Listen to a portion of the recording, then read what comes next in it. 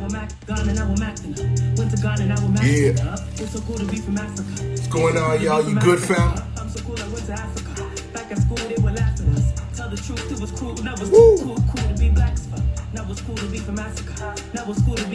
Every Monday, Stolen from Africa, you good, fam? Virtual check-in with our people them.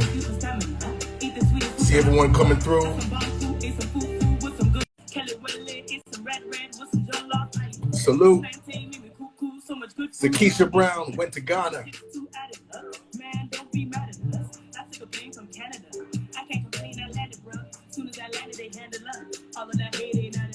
Hey.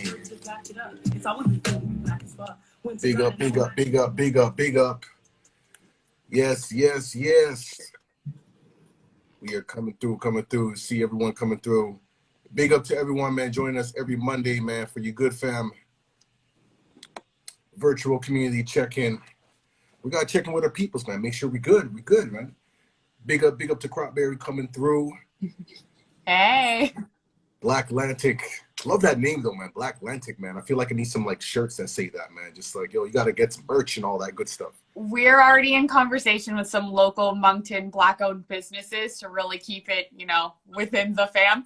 But I'll be honest, Greg Frankson, a Black editor and writer and author here in, like, outside of Toronto, is the one who came up with it when I called him up and said what was going on. So it's not, we owe him all of the credit.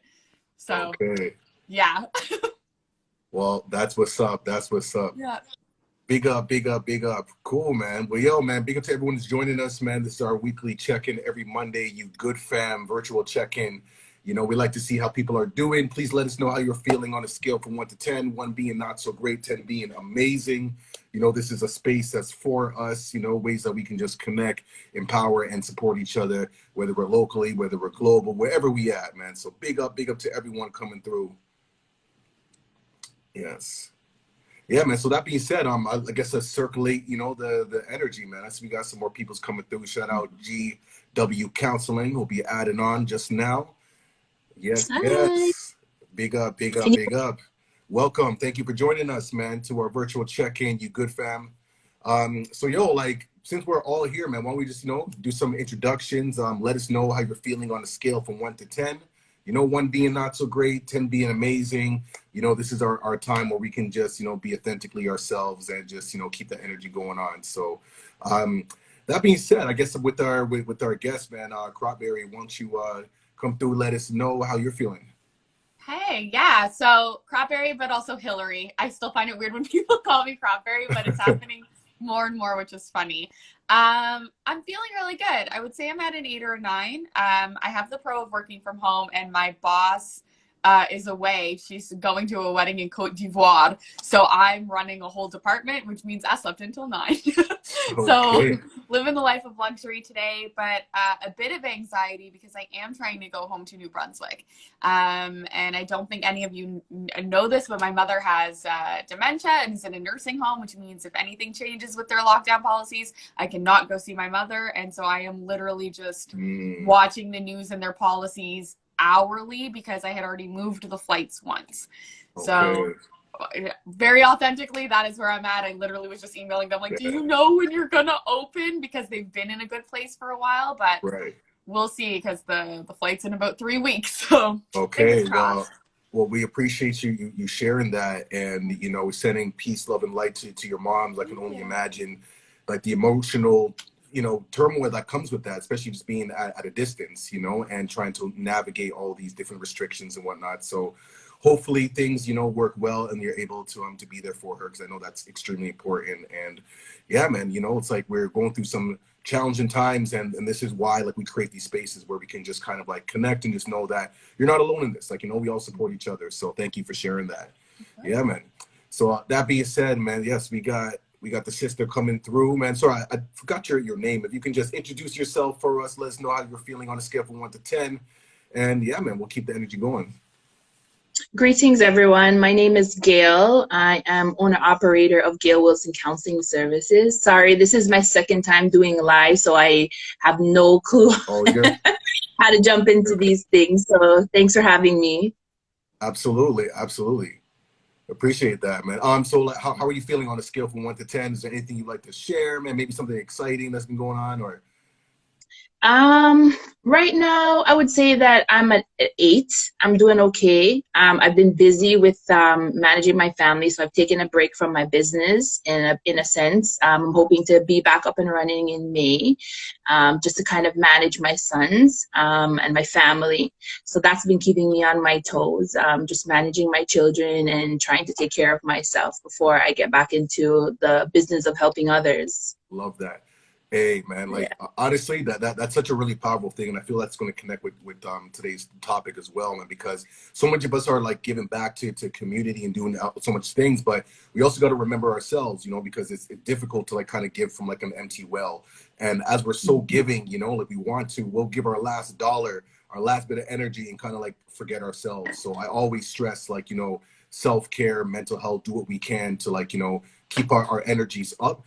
And not to feel guilty for like putting ourselves first, because sometimes, you know, I know for me, I can't speak for everybody, but sometimes I feel like I'm selfish for taking time out for myself and feeling a certain ways. But I've learned to just, you know, kind of put those negative self-talks like away to the side and just be like, you know what, like I know that once I'm good, then I can better serve my community, you know. So that's what's up. Absolutely, man. Yo, brother Symbolic, what's going on?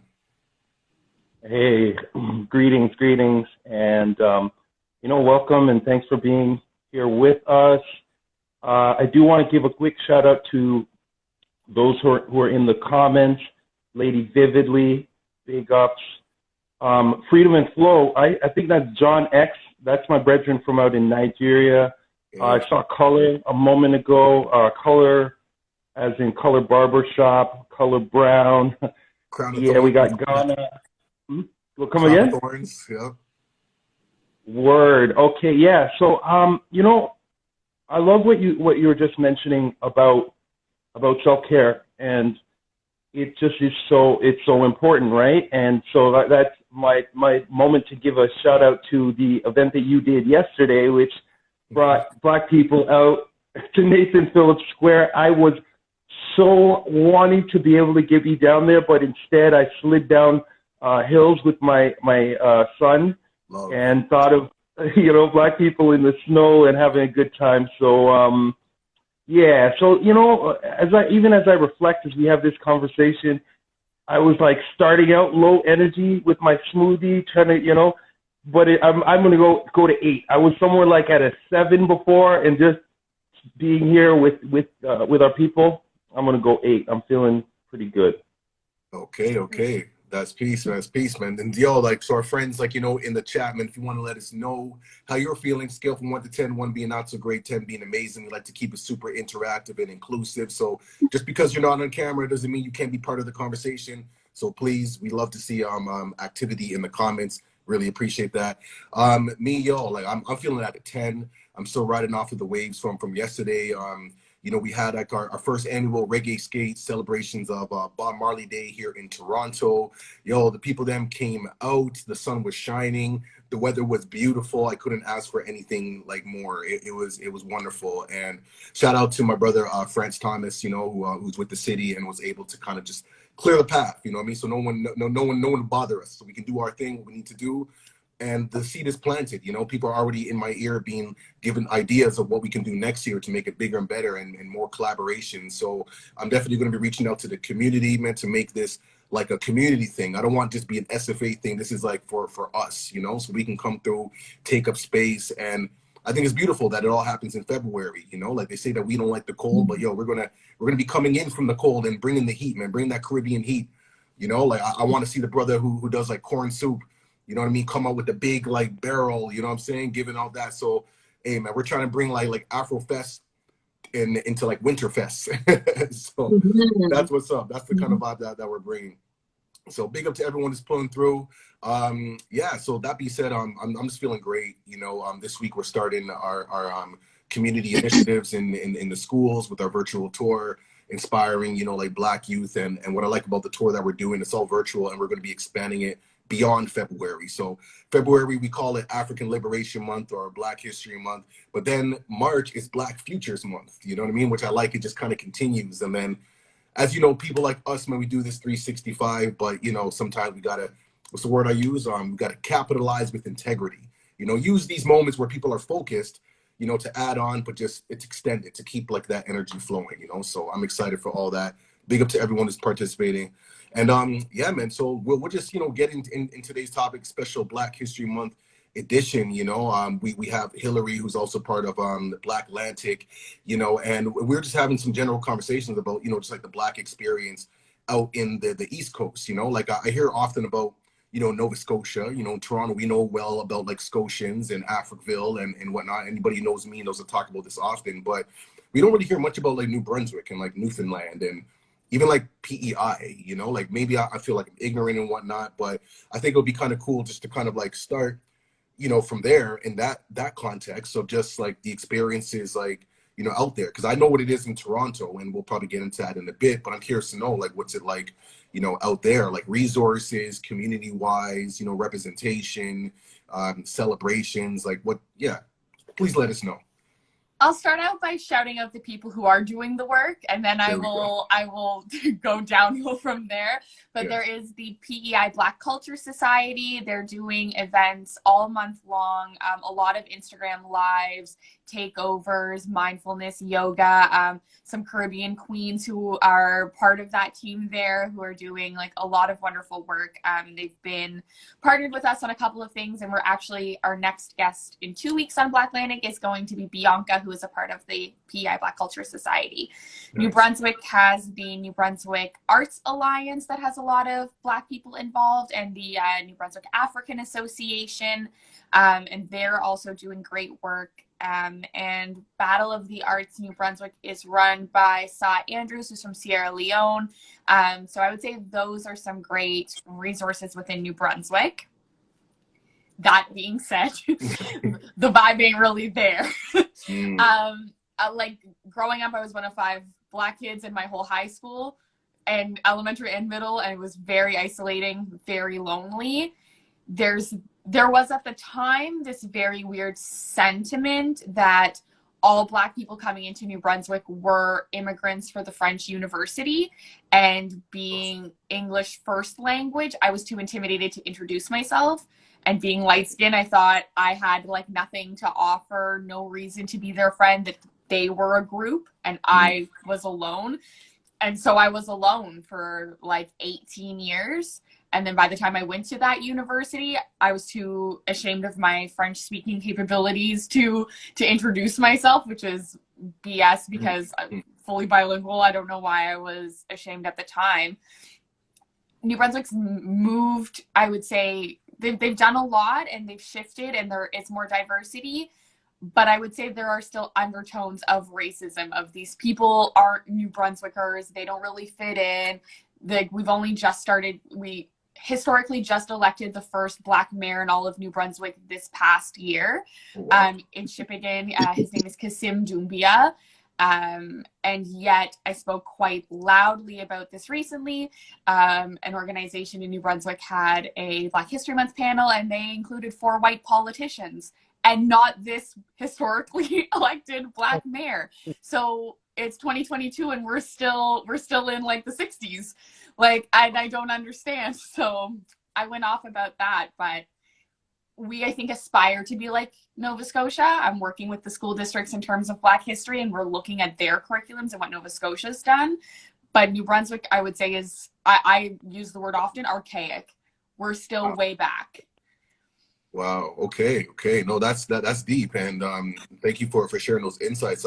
Before we get into the comments, like I'm just curious to know, like, with all that being said, in the context of like just mental health and, you know, finding like safe spaces to just be and to connect, like, and I know that you mentioned about just, you know, being, you know, isolated for many years. Like I had a similar experience here in Toronto. Like I was part of the French immersion program when I was from kindergarten to like grade 5.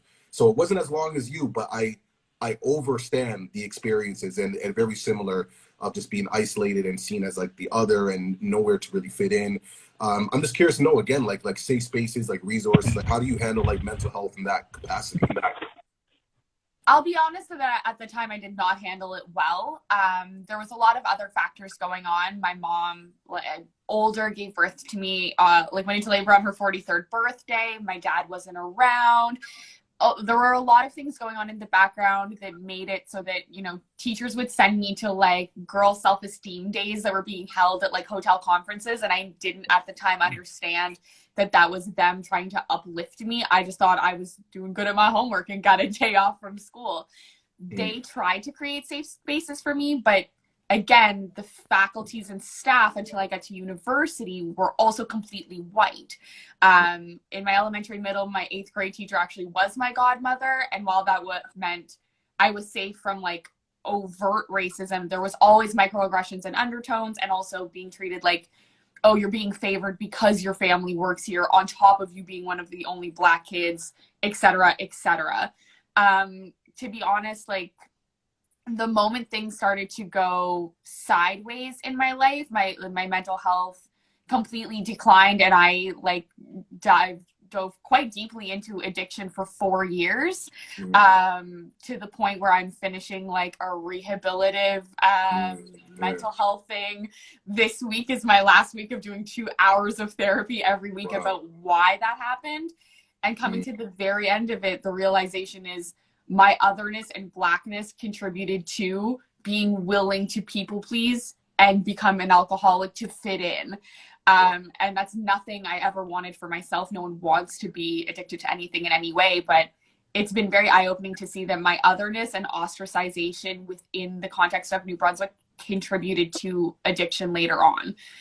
I know there are better resources now, but I missed out on all of that, and I found resources here in Toronto, which have been very helpful.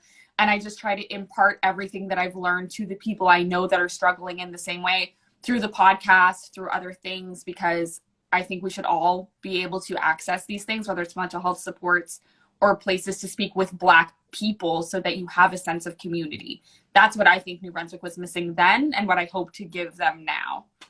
Wow. No, that's beautiful. Like, you're doing incredible works. And it's so interesting how like the stuff that we go through, kind of like empowers and gives us like purpose, So like one thing I always like to say is that our experiences, aren't like, it's not our identity, but just like part of our journey. You know what I mean? So I think like your experience have made you very intentional now. Like, I know that you're in Toronto now, but you're very intentional about going back and bringing out support. So that's incredible.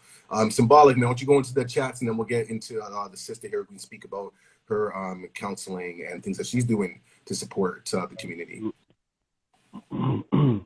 Absolutely. So we have King Spade giving the peace sign and the love to the family. Let's see. Lady Vividly says self-care awareness, definitely a must. Seeing some nines, a 9 being thrown up for how we doing. King Spade is 100. Big ups, Chloe, the Dev family in the place, Limukani out in South Africa. Big ups and love. We have New Mex giving a check-in with an 8. Good. Bear with me as I scroll down. King Spade, we used to own Nova Scotia back in the 1900s. We ran North Preston for years and owned it outright until younger generation was not taught how to keep the land. Interesting. And we're caught up for the time being. Okay, man. Yes, sis, take it away. Why don't you let us know about your, I guess, like your company, GW Counseling, and let's just start there. All right, thank you. So thank you so much, sister, for sharing your story and the things that you're doing. That's amazing that you're making such an impact on, going back and reaching back. So in saying that, I'm a part of a project called the Sankofa Consultancy Group. And that's kind of where our sole focus is looking at how we can go back, how we can sort of pivot to kind of support the community with our experience and doing that work, because a lot of the younger generation get left out, get lost with the history, the knowledge, and most importantly, the knowledge of self, right? So a little bit about myself and my company. It's called Gail Wilson Counseling Services. As I said, I am a part of a group of other consultants that are also clinicians in mental health clinicians. Our group is called the Sankofa Consultancy Project. And what we're aiming to do is to primarily look at how anti-Black racism is impacting the community, the younger generation, and finding pockets in the community here in Toronto to be supportive. So we've sort of anchored ourselves with some of the youth justice work that we were doing previously, to do work with young people in pocketed neighborhoods. So for instance, right now we're doing some work with Culture Link in the West Mall area, just to kind of get started, right?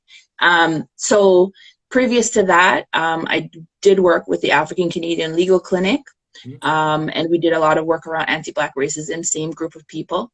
And that's what pivoted me to do a lot of the anti-Black racism work that I'm doing today. So now specifically speaking about my mental health practice, Gail Wilson Counseling Services, I've worked with multiple different communities, but primarily people that look like myself have been coming to my practice because they're looking for someone who looks like me, someone who can understand their story, someone who could really hear them without having to go through this backdrop of explaining themselves, and really get into the nitty-gritty of the experiences that they're experiencing in life and how to heal, how to embark on the healing journey. So I've been doing that for 2 years now, just my private practice, but I've been doing this work all of my life. That's the reason why I got into this, because when I migrated here from Jamaica, I experienced a lot of othering, a lot of systemic issues that if I didn't have people who advocated for me, I wouldn't be where I am. So I decided that I needed to be a part of that. I need to be able to be Sankofa. I need to live it. But at that point, I didn't even know that's what I was doing. And when I finally found out that that's what it was called, that's what I was doing, I just embraced it, embraced my calling, and I'll continue to do it till the day I die. I have 4 sons, so it's a part of my job to kind of anchor myself in that position, and to also place them in a position where they can be healthy in a world that doesn't often see them in the best light. You know what I mean? Absolutely. Yo, that's beautiful. Salute to you and all the work that you're doing.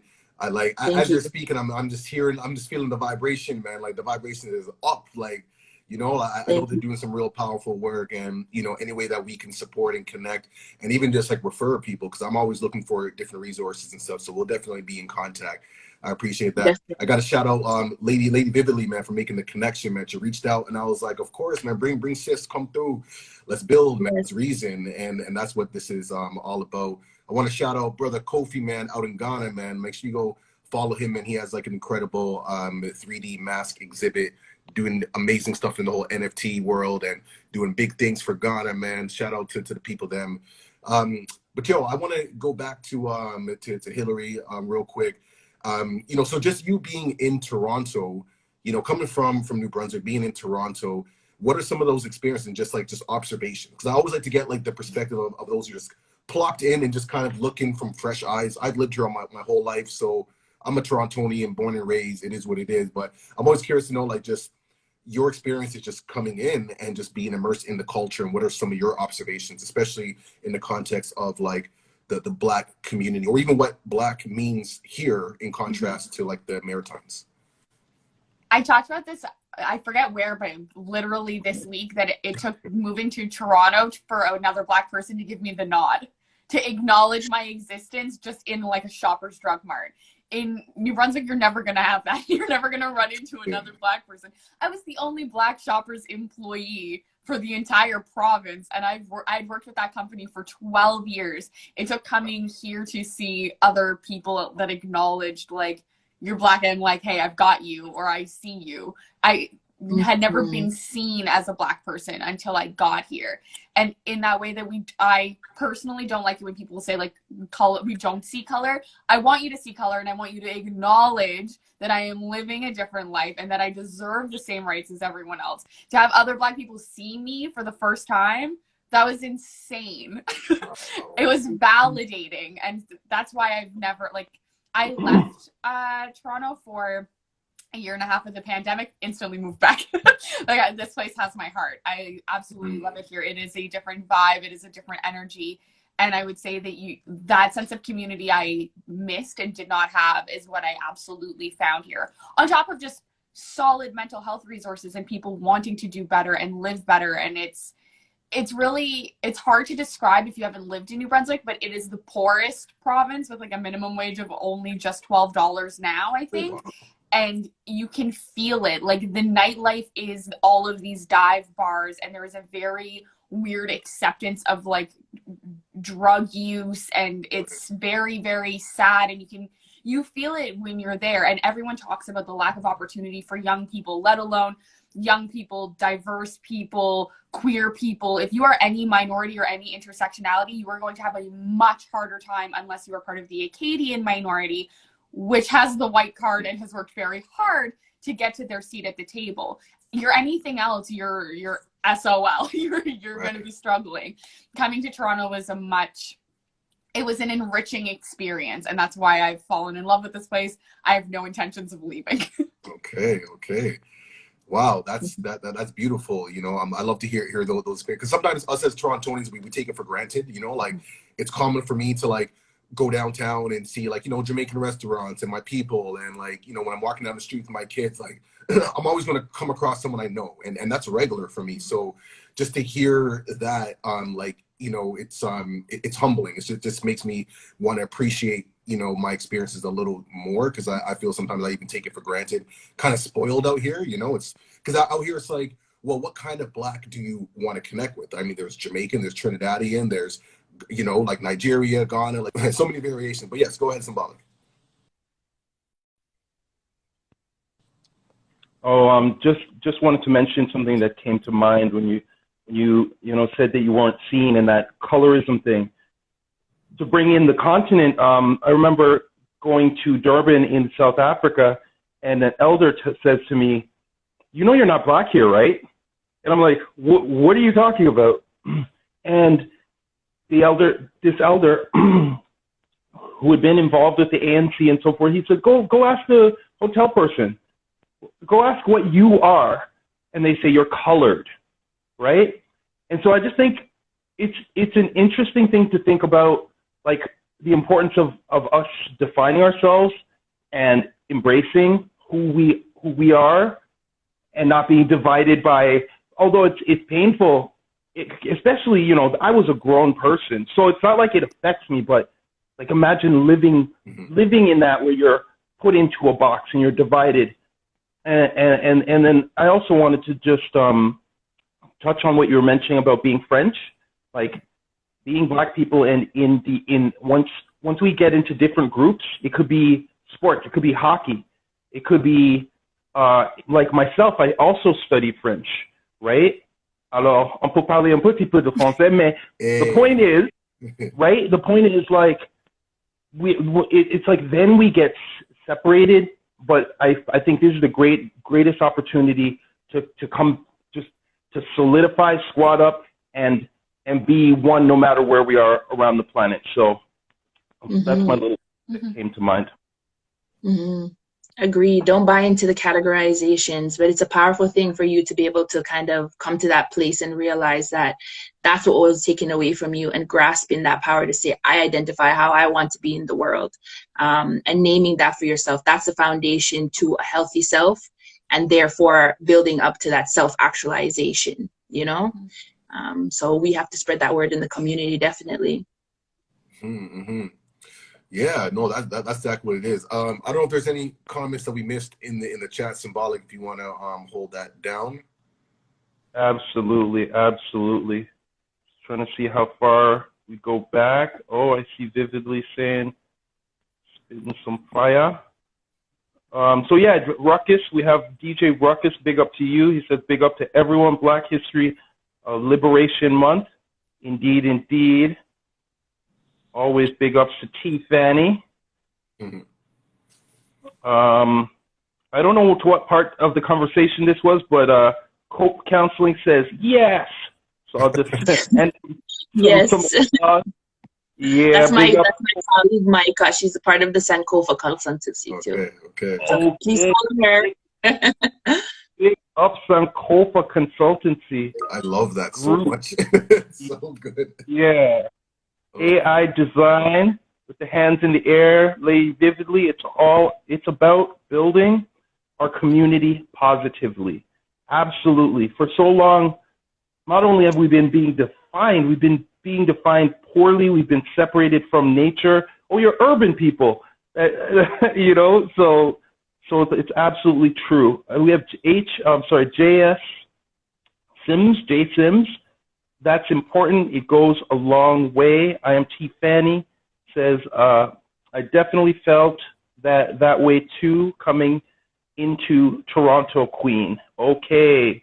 Speaking of people coming to Toronto, I'm sure coming to Toronto from elsewhere and catching the vibe. I've noticed another thing when where there's not a lot of black people, we definitely holler. And then sometimes when there's more of us, we start to be like, oh, no big deal. I'm like, I've made a conscious decision to just, when I see black people, I nod. Let them know you're safe.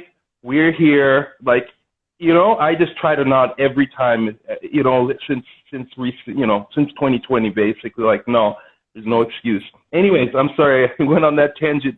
We got King Spade saying black people lost their rights back in 1906 and are classified as ipso jure. I don't know if I'm butchering that. I think Latin or, you know, legalese. You can get it all back by learning about diversity of nationality and pedigree. We're already rich and don't know it. Word up, we got Sam. I'm sorry, you were gonna comment on that? No, I was gonna say it's a root thing. It's really just, we're already rich. I like that statement because it's true. You know, the subcategories and things like that made us believe and disconnect from our roots. The DNA, the melanin, the richness that makes us us, that was taken away from us. And we often think of ourselves in these categories of color or in these categories of richness in terms of money, but richness is about our heritage, right? It's about being able to reach back into our roots and realize how much knowledge and wisdom comes from that, comes from our people. And that's within our DNA, right? Thank you. And when you say that, it makes me think about how great it is that we're summoning on Sankofa, because that's what it is. We are a big part of our fall from grace, if I'm to use that term, is we were robbed of our history, of knowing who we are. And when we've done, I've been telling so many people, Logic, about the Black Hockey League that was predating the NHL. Like, we knew these things. And I'm not even the biggest hockey person. I like fun, but, you know, I'm like, yo, as Canadians, we're taught this is the sport. And we barely have anything to do with it. But truly, we are everywhere. We've been everywhere. So, yo, I'm going to just finish up with this. FamTV says, Watagwan family, grand rising to the empresses. Yes. Yo, Dark Myths is in the house. I don't even remember what nation, what city in the U.S., but he's definitely repping Ghana by way of the USA. Big ups to you. He's a very talented NFT artist in the house. FamTV says big up to the Mandem. FamTV said bonjour. Cos Couture out in Ghana. Enough respects to sister. Says, please, I'll come for tutoring on French. Yeah, you come to Canada if you want to learn French. I mean, you know, you could arguably talk about going to France or some other, or even better, you could go to your neighbor country. Damn, what am I thinking? You got like Cote d'Ivoire right beside you. But anyways, come to Canada anyways, because we want to like connect our virtual family. Word up, going down the line, King Spade says, French language was invented by us. It is one of our African dialects. Okay. Well, bonjour. Okay. TV says right? Self-actualization in big capitals. big phrase. Yo, for real. It is. Let's think about that. Self-actualization. It is a big phrase. Indeed, indeed. Okay. So LeBon is out of, oh my God, Uganda in the house, sending good vibes. Yo, enough love, LeBon, Uganda. AI design focus on similarities rather than on our differences is crucial. Ultimately, separation of ideas of separation, ideas of separation are illusion, and obscure our true nature. Like we're in a rebalancing time. The male energy was one that was not like, it's like women weren't there throughout the histories and the tellings of stories. Black people are histories, like all these things. It's a time of rebalancing. So 100% on the agree Yes. on that. King Mizzo's in the house. Big up King Mizzo. Fam TV facts. Yeah, salute indeed. So facts. I say high weather the queen. Don't know if I'm saying that. High weather the queen thinks I'm trying to get with her or not. I don't care no more. Black people acknowledgement. Right. Okay, going back to saying hello to people. Yeah, sometimes people can be weird about just common saying hello, but it's not on you though. Yeah, that's so true. I tell you a quick story. So as I earlier said, I'm from the island of Jamaica. I was born and raised there. And saying hello, saying good morning was just like a no-brainer. We saw our neighbors, we went to schools, just like, yes, it was a way of connecting, a way of communal living, right? And when I moved here, it was such a shocker to just have everyone just be ice cold, and if I did say good morning, it was almost as this strange event. And I almost got into it too. And I said to myself, no, I can't lose that sense of self where I have to continue that, to say good morning, to say hello, even if they don't say it back. Just I have to pass that on, because that sense of spiritual kindness that's within us as a people, we have to continue that legacy. It's just as simple as saying hello, hi, good morning, right? That lifts spirits. You can change someone's mind by just saying hello. They might have been having a crappy day or decided that they were going to do something bad to themselves or to someone else. And by saying hello, you can change how that person's going to interact and move throughout the day. Yeah. So we have to reach back to the small things. Those things matter. Absolutely agree. I have some comments to say, but I'm gonna let Symbolic get to the comments, and then I'm gonna circle back to some of these points because it's really interesting. But go ahead, brother. Okay. So to finish, FemTV says, especially say hi to Black men. It diffuses situations. Limukani says, greetings, family. Much love to you, my brother. Hello, family, says 75. Cope says, beautiful Black conversation. True. Beautiful indeed. Cope says, the look of this live alone is a whole vibe. Word up. Let's go. X10 says peace, loving the balance in here. True. Absolutely. Sorry, one moment. My big finger slipped. So Cope, beautiful Black conversation. Okay, got that. I think, let's see, FemTV, wow, excuse me, FemTV says, wow, French is African dialect, so is Russian. Interesting. Is there anything that is originally European except debt and interest? No, that's it. Oh, man. So King Mizzo says, if you are living today, your DNA has been altered by the universe already. After February 5th, you will experience higher knowledge, and our people finally evolve in this great reset. Okay. Well, hey, man, I'm feeling something, man. I know that there's some energy going around, man. Like there is a shift. you know, and I'm here for it, and we're part of this movement, bringing people together, yo. So that's what's up. But yes, continue, man. Let's get through the comments. Keep it interactive. I love the engagement, man. Thank you, everybody, for your participation. But go on, keep it going. Thank you. Okay, so Fam TV says spiritual kindness. That's number 2. Did I miss the number 1? Anyways, I'm just gonna push on. We got Limukani, black people greet freely. It's a part of who we are. Even if we are not friends, but we still greet.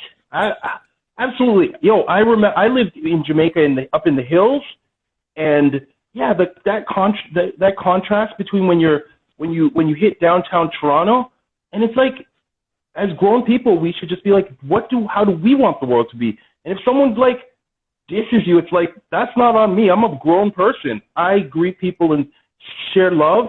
And if you try to shut down and kill love, then it's not gonna affect my day. So yeah, I love that. I love that. Kosh from Ghana says, that's so true. It really matters. Saying hello can really go a long way. Fam TV says fire. Mizzo says they can never. It's King Spade. It's King Spade. Oh, King Spade. My bad. Says at Fam TV, they can never be the original Europeans. We are the original European. They are the Neanderthal caveman. And we invented 6,000 years ago. Damn. All right. And Montreal in the house, Experience Ramble. Shout outs. All right. We made it. You were going to say, Logic. Man, there's so much. I mean, yo, King Spade, man, we're going to have like a separate session for him to touch on some of these deep factors, you know, because yeah, he's talking about like the genetic mutation and whatnot, but that's a whole other story. But just to go back to, you know, so, you know, when we're talking about like self-actualization and, you know, when we're like thinking about like wealth and all these things and to really like perceive ourselves as that, like we're already there, not this thing that we're trying to like obtain in the future, you know? So when people say like, oh, like be the light or be wealthy, it's like, no, like I am the light. I am wealthy. I am healthy. You know, like those words have like so much like power and meaning. And it's like there's no separation. It's like you already are. Like you already have everything that you need. We just have to like remember that, you know. So that's the Sankofa part. You know, another thing too, with what the lack of representation, when we're talking about the colored hockey league, that was important for me. I say this all the time. You know, growing up in Toronto, I played all kinds of sports, played hockey, you know, in the cul-de-sac and lift the goalie net and set car and all that kind of stuff. But it got to a point where I didn't continue because I wasn't white. And people said like, yo, why are you playing this? You're not white. And I would look as far as the eye can see, and I couldn't see any representation of that. But if we knew about the colored hockey league, that we had a hand in this like sport that's like the sport when it comes to Canadian identity, you know, I'm sure like a lot of people like myself would have approached it a lot differently. We'd be like, yo, like we're part of this. And who knows, like the NHL probably would have looked a lot more diverse than what it is now. You know what I mean? If we knew this knowledge back then. Another point, because I just want to, you know, in interest of time, keep this going, is when we're talking about, you know, not saying hello to people on the street. So there's a flip side. So Toronto has like a few different faces.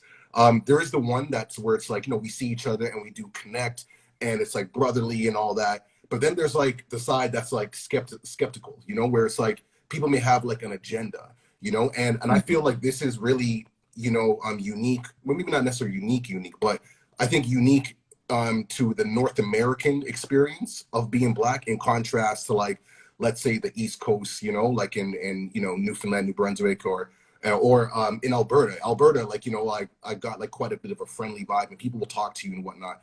But sometimes like, I feel like, you know, in Toronto specifically and other places that I've seen, this idea of come together, I feel like it comes back from just like historical experiences, you know, like where we weren't allowed to come together. And if we were to show that, hey, we know each other, that could be a dangerous experience for all of us. You know what I mean? So that's like one half. And then the other half is just like this weird fear that comes with it. Now that I'm older, like I don't get this experience, but when I was younger, you know, going from like hood to hood, because like I was someone who knew people in different areas in Toronto, and like, you know, if you're from like Regent Park going to Jane and Finch and then going to Chester Lee and going all these places, it's like who's there, like who do you know, and this weird, like, you know, kind of like checking to make sure that, you know, like you're who you say you are and that you're not a potential threat. If you say hello to someone, it's like, is this guy going to rob me? Is he trying to, like, you know, why is he looking at me? What's the agenda? Like, there's this weird, like energy that comes with that. And it really does come from like this place of like trauma, you know, that I want to just like acknowledge, you know? So as we're saying all this, I'm like, yeah, like it does come from that. And I do remember the experiences of being in Jamaica. I come from a Jamaican household as well. So like, you know, greeting people and saying good morning, like that's like disrespect.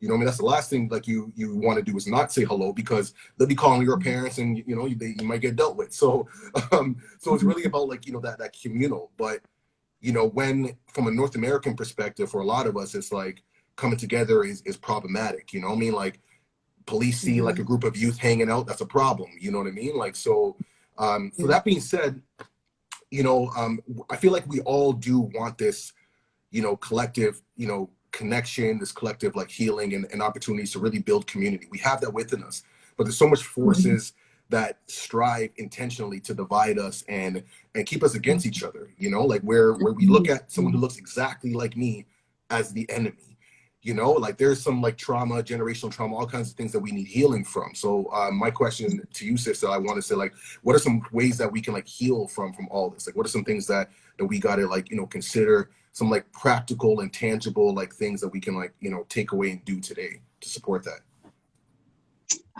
In terms of looking at trauma, is first recognizing and doing some self-assessments with ourselves, like really sitting in what we call in Jamaica reasoning. You need to hold a reason with yourself and ask yourself, what are the things that I experienced? You know, what are the things that I'm seeing in my community that's causing the detriment of my community? And what is causing the detriment of myself?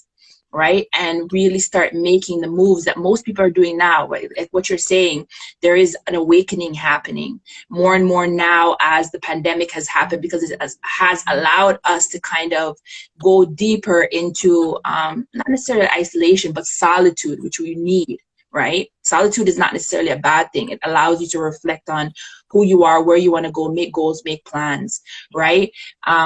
And start changing sort of the terminology, just changing the narrative by saying, you know, a lot of times we used to go to this idea of thinking that mental health had to do with, well, I'm crazy. No, it doesn't. It has to do with the same thing as your physical health. You would go to the doctor if your leg was or your finger was broken. You need to also assess what's going on with your mind and what's the wellness of your mind and address that. Ways you could look at that is engaging in community, engaging in dialogue around what you're experiencing, because oftentimes what we're experiencing individually, others have experienced as well, and we have this medicine that we could share with each other through talking. That's something that's within our community as well, is that talk therapy that people are capitalizing on through psychotherapy. But we can do that as a community by sharing our stories, sharing our narratives. That's one. And that the first one I mentioned was solitude. I feel like that's the beginning stage where you can work on yourself by acknowledging, because you first need to tell yourself, this is my truth. This is valid for me. I'm holding that. But then what do I do with it? That's the second piece, is community. If you feel safe in your community. The third is reaching out to professionals like myself. There's so many of us that are available to support you, that are trauma informed, that are now waking up to say, this is our time to kind of make a play to support our community, to be accessible. But also we have to remember, not all kinfolk, you know, is skin folk, right? So you have to be able to make an assessment of the person that you're speaking to and ask them particular questions about themselves, and you know, what are their values and how do they practice, so that you get an understanding that you're engaging with someone who is aligned with the things that you're looking for, to making sure that you're not further traumatizing yourself.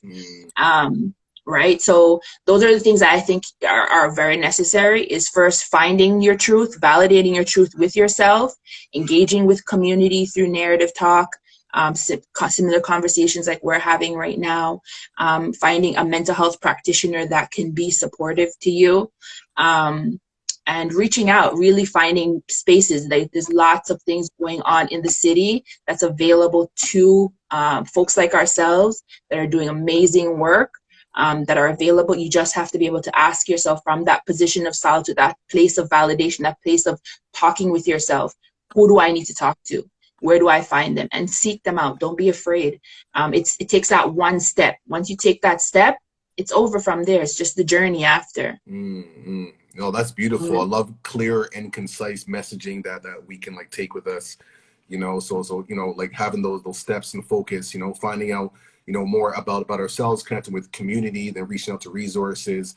You know, I love what you're talking about, just like the you know, the narrative, like, you know, having the conversations, you know, and through storytelling. That's literally like the purpose and intentions of us having this check-in. You good, fam? You know, our people, like, we love to reason. You know, this is how we heal. This is why we go to the barber shop, or like, you know, the hair salon, or wherever you go, you know, to just, you know, unload and try to, you know, figure out what's going on. So I appreciate that. You know, I don't know if there's extra comments in the chat. I wasn't really paying attention. I was really zoning in the conversation here. So I know Symbolic, you want to tap into that, man. Loving the feedback, man. We've been super interactive today, man. Love it. Respect to everybody. Absolutely. Yeah. Yo, we got what? Madrid, Portugal in the house. Bone Police, big up to you. Hey, yo, Dalton, the documenter in the house. Respect. Always good to have you. T Fanny says people are people so racist here. LOL. Like masked racism. It sucks. So I think what you're talking about, Canada, probably, because that's what I noticed. in general, yeah. How can he? Mm-hmm. We got Fam TV saying cloth talk. Okay. And then King Spade says, to heal yourself, you have to go back to the Zodiac Constitution. This Constitution governed our spirituality, our soul, and our sun sign. And yeah. And that definitely helps, man. That definitely, like, Zodiac, like, helps bring. I feel like it's a combination of like all the things that we're talking about. But I know for me, like, understanding like my Zodiac sign, like my moon sign, rising sign, all this, and then all the intricacies in between, like, help me understand like my like templates and whatnot. But anyways, yes, go on. Word. So T Fanny, one of our favorite rappers. Out in Alberta. Oh, she's saying in Alberta specifically what she's referring. Yeah. Dalton Higgins says Black communities in Canada are quite scattered geographically. Based on a number of variables tied to economics, it feels harder to reason in real life today. Online is the future, but in person is great.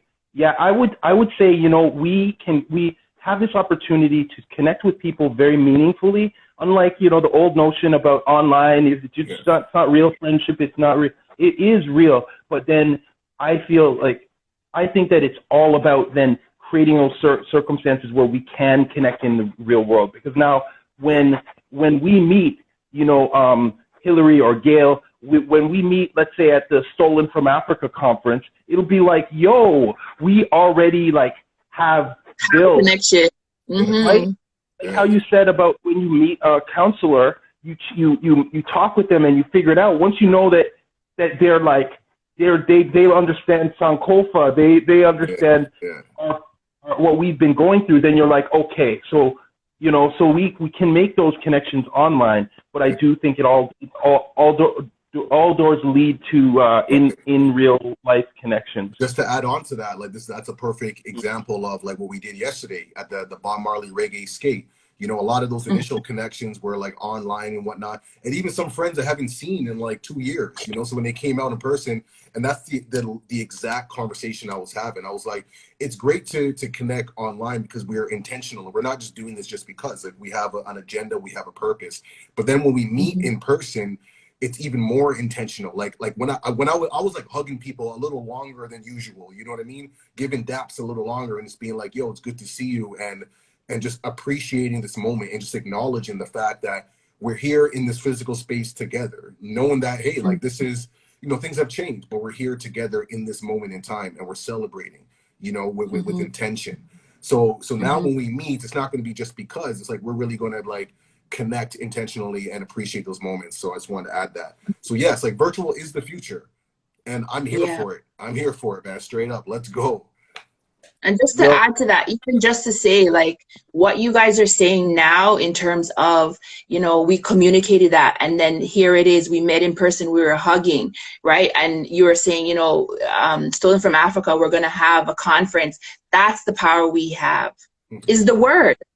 Is the ability to make our word reality. So we have to be really careful as people to realize that we have that power to say something and bam, it comes through. And I don't know if anybody's ever had that moment where you're like, this is deja vu because I just said that, and all of a sudden it just happened. It's because we have that power to make word real. So living in our word, living in our positivity, that can be us creating life. We are creation because we create through the word.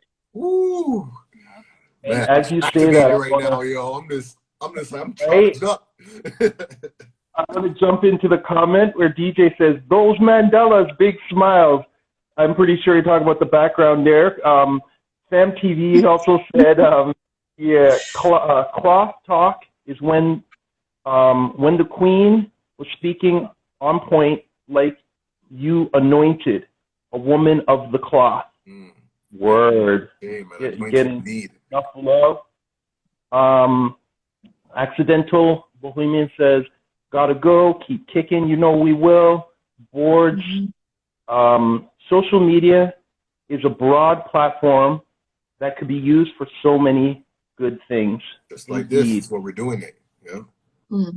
Lady Vividly said, living our truths. Absolutely. And Fam TV goes on to say, see more cloth talk. Hashtag cloth talk, yeah. Yeah. So King Spade says we should have a town hall meeting. It's very important to have this meeting in person or online. We are things that we have to share that are very important. Maybe we have things that we have to share for our people, especially in this time. Dalton Higgins says, I need to go to Nova Scotia. Never been, so need that overground railroad tour for real. We need to see that. What is that? Bliggity? Bliggity Black. Yo, Dalton, like when Dalton goes, I have to be there with him. Like I want to experience his like reactions and just connecting. Like, yo, it's a trip, man. Like, oh man, we'll talk about that later. We'll talk about that later, man. But yo, big up to everyone who passed through. Oh, we got one more comment coming through. I see Boris Taban saying, I've been watching maybe 5 minutes of this live, and I can see what kind of impact you guys have on the people, and I love it. Keep it up, you guys. This is what the world needs. Maximum respect. Fam TV, man. SFA Scotia trip. Hey, man. Hey, we're speaking the word, man. Like this is what I'm talking about, of how like fast things are moving. Like, yo, we speaking into existence, and it's already in motion. The seeds have already been planted in the ether, and we're going to manifest that. So that's what it is. Big up to everyone who's been coming through. Like, and I'm glad, like, you know, the energy has been shining through, because this is our intention. Just to kind of like close us to wrap up, maybe the sisters can go around and just share once again their, you know, organization that they're with. Man, I want to hear about the counseling and Black Atlantic. Let people know what's going on so they can follow and all that good stuff. And yeah. So anyone can go first. But sure, go ahead, Hillary. Yeah. I can go. So yeah, at Black Atlantic for the podcast that I do, I will also shout out. My day job is actually working in community health centers, and I have a podcast there called Community Matters, and we have several featuring Toronto Black community health centers that are doing good work, vaccination uptake for hesitant Black people who don't trust doctors, because I wouldn't either, really trying to get education out there just to support Black communities in Toronto. So I also do that on the side, and my personal stuff is all labeled Cropberry and is now a legal business. I did that a couple weeks ago and made it real, so you need to find me, Cropberry, on everything. But Black Atlantic is where it's at. And I do want to add one last thought, that Canadian racism is erasure. And everything we've been talking about is how they've tried to erase us versus America, where it was blatant, the N-word and we hate you. Here it's trying to sweep us under the rug. And as long as we keep talking like this, they can't do that. Exactly. Yo, oh my Right, goodness. right. Thank you. And again, I'm Gail of Gail Wilson Counseling. You can follow me at GW_counseling on IG. And you can also find my website, www.gailwilsoncounseling.com. All right. Amazing, man. And that concludes, man, for today's session of You Good Fam virtual check-in meant for our peoples. And oh man, I feel checked in. I feel like I've been counseled. I feel like I'm ready to take on like this beast, any kind of racism that's coming. I'm ready to like be like Neo in the Matrix right now, man, just dodging everything, man. So hey, well, we're going to keep speaking our truths, man. They're not going to erase it, man. We're going to make sure we're loud, say it loud, we're black and we're proud, and we're going to keep it moving, keep it going, and keep on shining, man. So thank you all for your contributions. Thank you for spreading your light. Let's remember self-care and take out time for ourselves while we're out there saving the world.